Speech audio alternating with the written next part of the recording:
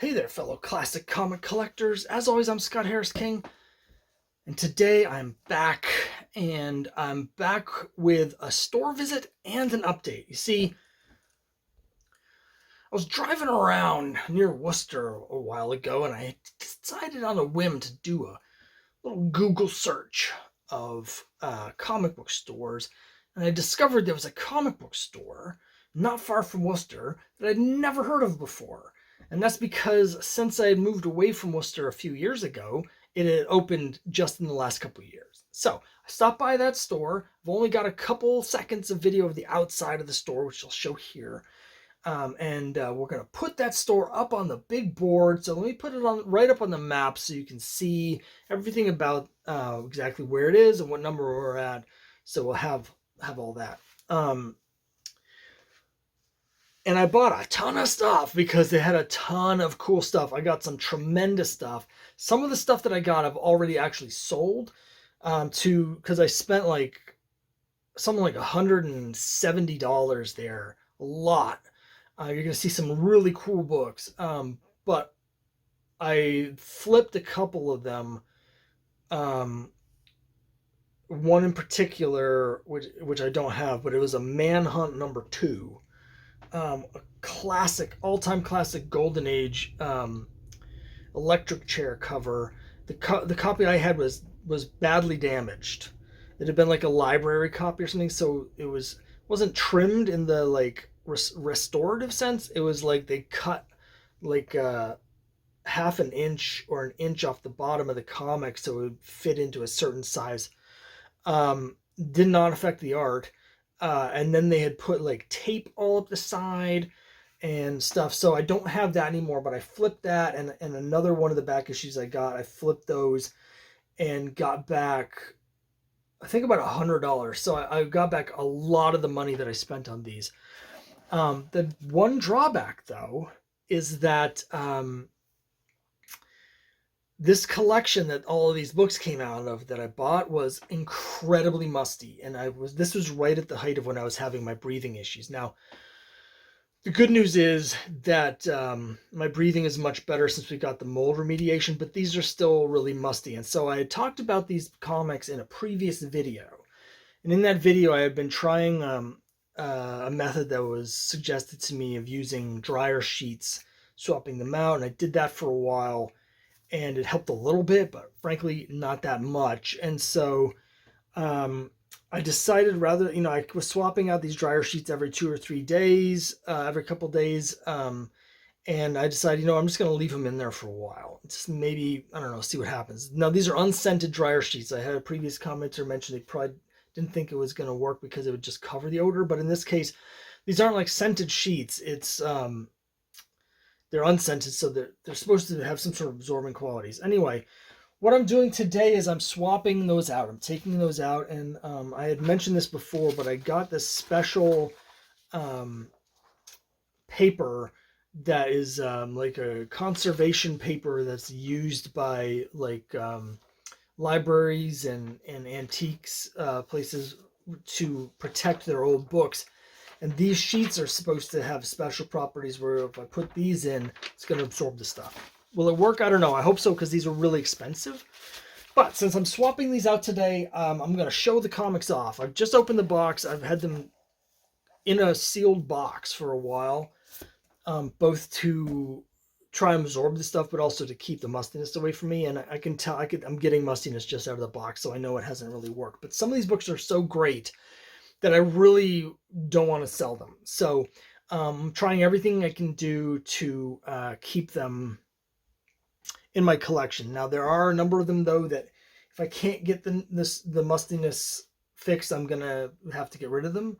But there's a couple and one in particular, which you'll see in a minute, this is going to be the last book I show off, where even if I can't get rid of the mustiness, I'm keeping it anyway because it's so awesome. But let me just jump in. I'm going to show you these here, and we're gonna go through these books. And then after I finish the video, I'm going to swap out the dryer sheets, and we're gonna try something else. So first book here, it's Jughead #44.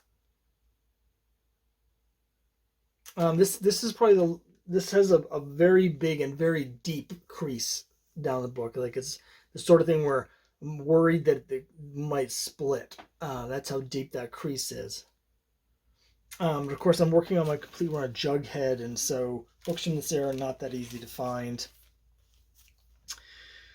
There's several Archie books from a very difficult period. I've talked about this before, but the issues in the 80s for me are, I think, very difficult to find. I think the ones in the 80s and 90s are more difficult than the books before and after. I'm not exactly sure why, but this is mid late 50s. So I think these books are like 1957, that sort of era.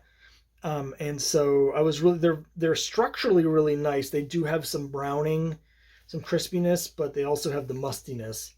These are ones that I would really like to keep in my collection though, because they are hard to find, and these are relatively nice other than the mustiness. In particular, this is a great Veronica red dress cover.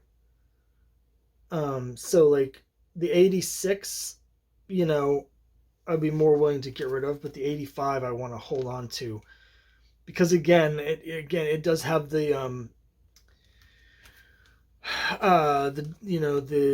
crispiness and the mustiness, but it's just from being stored improperly, and there's not a lot of structural damage, and so it looks beautiful. So happy with that one. I'm just again hoping to get the mustiness. Here's a book that's hard to find. It's Jughead's Fantasy. So this one sent me back, and these were all relatively cheap. This was $20. I think these other ones were $10 each, which is a really good deal for books from this period. And then of course, a bunch of cool romance books. Secret Hearts number 35.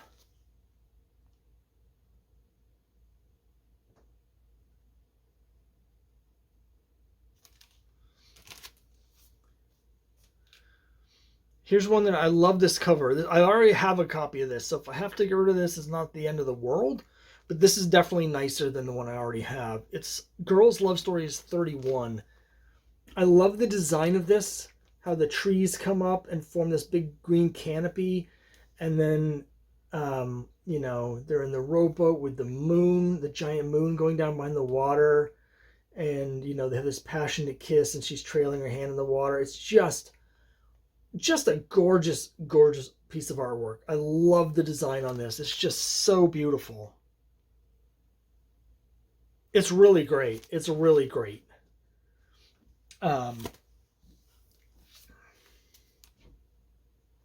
Here's a really cool one. This is Mort Meskin, and this does have some like a grease pencil, like a rival thing on it. But what a great cover this is. It's from Young Love, with the girl in the hammock daydreaming about the fairy tale romance of the Prince Charming and the princess. Isn't that a great cover? The yellow background. So cool. So cool. Here's a Falling in Love 13. Has a lot of stuff going for it. It looks like it's a Bruzo cover, I think. I want to say. Black cover, but also it's got an amusement park cover. I love amusement park covers because I love amusement parks. And there's a lot of romance comics that have amusement park covers. So, yeah, really cool book. Again, one that I would really like to keep in my collection. It's interesting 10 cents thing here. This is not something they normally do. It almost makes me feel like they just were too lazy to switch out the black 10 cent for like a white one, so they put a white box around it rather than switch the color so it would show up. I don't know. Oh, I'm saving that one for last. Okay.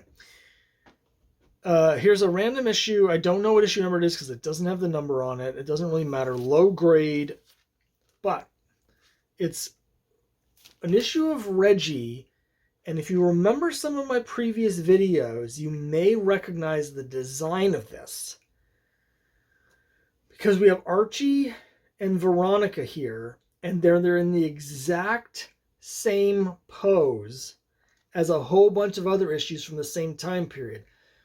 Archie 100, Archie 101, and an issue of Laugh, and I'm blanking, maybe 93, it's around there, have all the exact same design, the same poses. And so when I saw this, I had to get it for that reason. So don't collect Reggie, and if I have to get rid of that one, not a big deal. But here's the one that I'm keeping no matter what. This was the big find of the day. The Manhunt was cool because I knew I could flip it, but it was so damaged, and it was outside of my collecting thing. The only reason I might have kept that one is because it did have an Undercover Girl Star Flag story, which I really wanted. But it was just like, being able to flip that and getting money to pay for the rest of these is happy with it. But this was the big one, and I got a really good deal on it. I want to say it was $15. Check it out. Look at that. It's My Romantic Adventures number 47. Now, granted, an issue 50 would have been better, but I love the 3D True Vision issues with the black background, the borders, and this 3D effect thing. I've been thinking about doing a True Vision like variant cover for one of my comics just because I think it's so cool.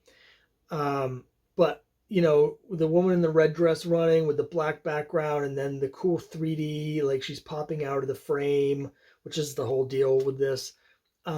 It's just beautiful, and it's really, really nice. It's got some like,